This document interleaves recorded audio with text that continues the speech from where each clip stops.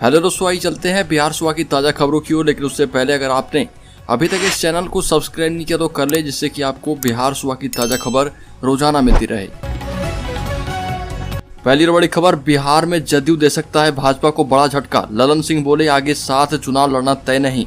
NDA अगले लोकसभा चुनाव 2024 एवं विधानसभा चुनाव 2025 के दौरान बिहार में एकजुटता के साथ चुनाव मैदान में दिखेगा। इस सवाल पर जदयू के राष्ट्रीय अध्यक्ष राजीव रंजन सिंह उर्फ ललन सिंह ने बड़ा बयान दिया और मीडिया से बातचीत के क्रम में उन्होंने कहा कि अभी इस सवाल पर कुछ कैसे कहा जा सकता है। साफ साफ कहा कि आज की तारीख में यह फाइनल नहीं है कि बिहार में जदयू 2024 का लोकसभा एवं 2025 का विधानसभा चुनाव भाजपा के साथ मिलकर लड़ेगा। बिहार में एनडीए की एकजुटता को लेकर जिस तरह से दो टूक अंदाज में जदयू के राष्ट्रीय अध्यक्ष ललन सिंह ने अपनी बात कही है, उसके राजनीतिक गलियारे में बड़े ही अर्थ निकाले जा रहे। अगली खबर, मंकी पॉक्स को लेकर बिहार में अलर्ट किया गया है। स्वास्थ्य विभाग की एहतियाती गाइडलाइन जारी की गई। भारत में बीते 13 जुलाई को मंकी पॉक्स का पहला मरीज मिलने के बाद बिहार में भी स्वास्थ्य विभाग अलर्ट मोड पर आ चुका है। विभाग संक्रमण के सर्विलांस एवं जांच पर विशेष जोर देगा और इसके लिए हर जिले के माइक्रोबायोलॉजिस्ट और लैब टेक्नीशियन को पटना में प्रशिक्षण दिया जा रहा। स्वास्थ्य मंत्री मंगल पांडे ने कहा कि बिहार से अब तक कोई संक्रमित तो ऐसे नहीं मिला है, लेकिन इसके एहतियात के तौर पर हमें तैयार रहना है। मंकी पॉक्स एक संक्रामक वायरस है और इसके संक्रमण से चेहरे, हथेलियों, पैरों, पीठ एवं पैर के तलवे में चकत्ते बन जाते हैं। यह चेचक की तरह का वायरल संक्रमण है। अगली खबर, बिहार के स्वास्थ्य सचिव समेत 4 पर चलेगा मनी लॉन्ड्रिंग का मुकदमा। सरकार को लगाया गया करोड़ों का चूना। भारतीय प्रशासनिक सेवा के अधिकारी के सेंथिल कुमार, बैद्यनाथ दास समेत 2 अन्य के खिलाफ मनी लॉन्ड्रिंग का मुकदमा चलेगा। प्रवर्तन निदेशालय ने सेंथिल कुमार एवं अन्य पर मनी लॉन्ड्रिंग का मुकदमा चलाने और उनकी संपत्ति पर पूर्ण स्वामित्व के लिए चार्जशीट दाखिल की है। इन सभी अधिकारियों पर आरोप ये है कि इन सभी ने स्वास्थ्य विभाग में करोड़ों रुपए का चूना लगाया।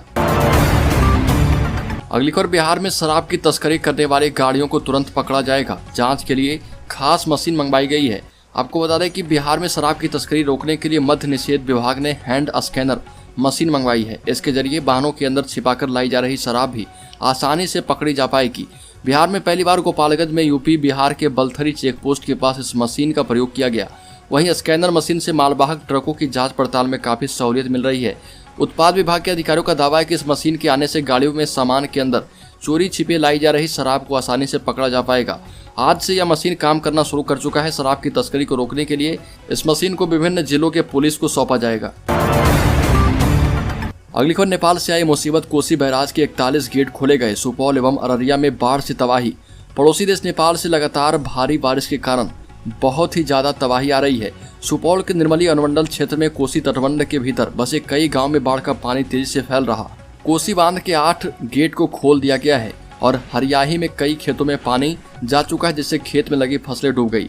बाढ़ के कारण जगह जगह सुरक्षा बांध और अस्परों में कटाव हो रहा। हालांकि सुरक्षा तटबंध और अस्परों पर कटाव को रोकने के लिए जल संसाधन विभाग की टीम मुस्तैद दिख रही। अगली खबर, बिहार में पहली बार नदी जोड़ परियोजना की कवायद होगी शुरू। जल संसाधन मंत्री ने कहा कि जल्द होगा उद्घाटन। बिहार के जल संसाधन मंत्री संजय कुमार झा ने नदी जोड़ परियोजना के कार्यों की समीक्षा करने के लिए बिहार के नालंदा जिले के हरनौत प्रखंड के तेलमर में चिरैया नदी के बराज के ऊपर हो रहे कार्यों की समीक्षा की। यह प्रदेश की पहली नदी जोड़ परियोजना होगी। इस परियोजना पर 18 करोड़ रुपए खर्च किए गए। यह नदियों को जोड़ने वाली पहली परियोजना है। इस परियोजना का मुख्य उद्देश्य है कि छोटी और बड़ी नदियों को आपस में जोड़कर सिंचाई की व्यवस्था को बिहार में और भी बेहतर बनाया जा पाए, जिससे किसानों को फायदा हो और राज्य में सुखाड़ और बाढ़ जैसी स्थितियां नहीं आ पाए। अगली खबर, बिहार के उद्योग मंत्री शाहनवाज हुसैन ने किया तेजस्वी यादव पर हमला। कहा कि तिरंगे का मतलब वो क्या जाने, हम तो जान भी दे सकते हैं। बिहार सरकार के उद्योग मंत्री शाहनवाज हुसैन ने हर घर तिरंगा फहराए जाने पर नेता प्रतिपक्ष तेजस्वी यादव द्वारा उठाए गए सवाल का जवाब देते हुए कहा कि तिरंगे का मतलब वह क्या जानते हैं, हम तो तिरंगे के लिए जान देते हैं। और मीडिया से कहा कि जम्मू कश्मीर में एक विधान एक निशान की नींव रखने वाले हमारे श्यामा प्रसाद मुखर्जी ने जान की आहुति तक दे दी थी। शाहनवाज हुसैन ने कहा कि बीजेपी तिरंगे के लिए जान तक देने वाली पार्टी है। वह हमें क्या आदर्श बताएंगे जिन्हें पता नहीं कि हमारा समर्पण भाव क्या होता है। अगली खबर, बिहार की नदियों में जमी गाद बेकार नहीं जाएगा, बिहार खुद करेगा प्रबंधन। आपको बता दें कि दरअसल गाद के कारण नदियों का पेट पूरी तरह से भर गया है। उनकी धारा बदल रही है। नदियों के द्वारा अत्यधिक कटाव होने से उत्तर बिहार में बाढ़ की समस्या बढ़ती जा रही है। सिल्ट के कारण नदियों का तल ऊंचा होने से गेज भी सही जलस्तर की जानकारी नहीं दे रहा। नदी तल लगातार ऊपर बढ़ रहा, जिससे कम पानी में ही नदियों में उफान आ जाता है। यही नहीं, नदियां कम पानी में ही खतरे के निशान को पार कर जाती है। पिछले दिनों मुख्य सचिव ने गाद की समस्या को लेकर उच्च स्तरीय बैठक की थी। इसमें सभी विभागों को इससे निपटने के लिए कार्य योजना बनाने का टास्क भी सौंपा था। बिहार के मुख्य सचिव के निर्देश के बाद जल संसाधन विभाग ने पूरे प्रदेश में नदियों में मौजूद सिल्ट का आकलन शुरू किया है। इंजीनियर की टीम ने विस्तृत सर्वे कर ऐसी 29 नदियों की पहचान बिहार में की है जो कि सिल्ट के कारण बुरी तरह से परेशान है, यानी कि कम पानी में ही उफन जाती है। और इनमें गंगा, कोसी, बागमती, सिकरना, कमला बलान, ललबकिया, धोबा, पंचाने, सकरी, बाया, नून, कदाने, झाझा, मसान, गाद, पंडेई नदी शामिल है।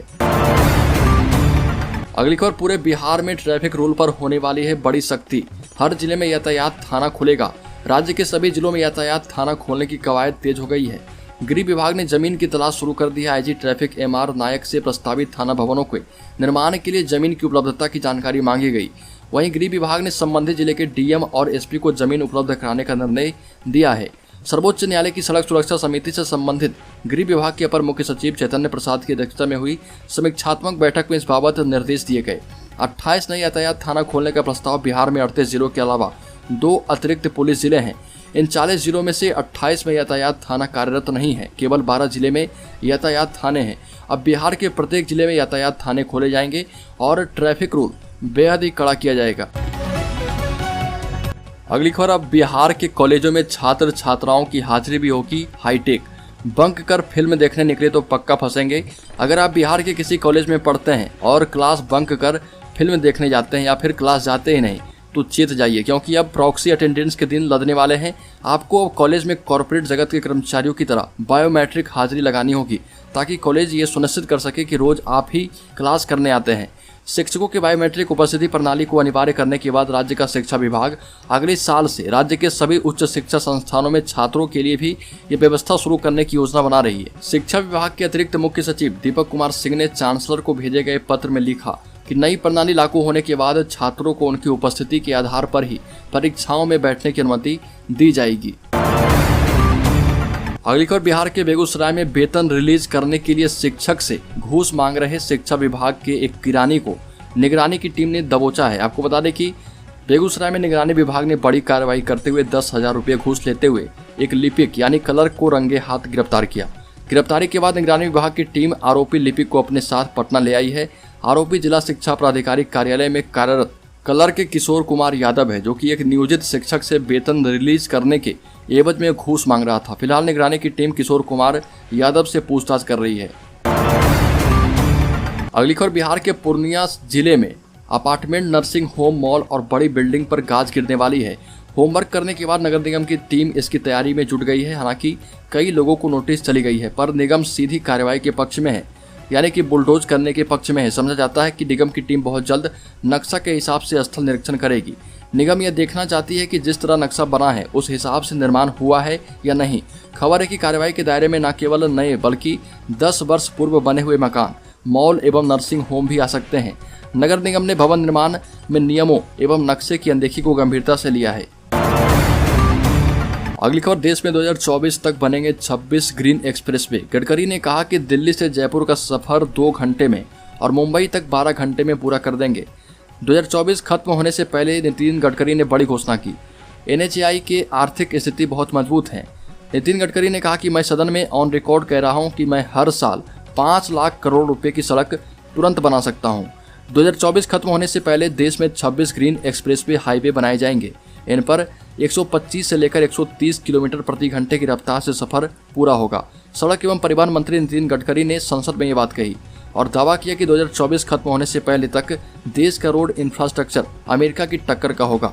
गडकरी ने कहा कि हमारे पास फंड की कमी नहीं है। इस समय national highway authority of India की आर्थिक स्थिति बहुत ज़्यादा मजबूत है। तो दोस्तों, बिहार सुबह की ताज़ा खबरों में अभी के लिए इतना ही। अगर आपने अभी तक इस चैनल को सब्सक्राइब नहीं किया तो कर लें, जिससे कि आपको बिहार सुबह की ताज़ा खबर रोजाना मिलती रहे।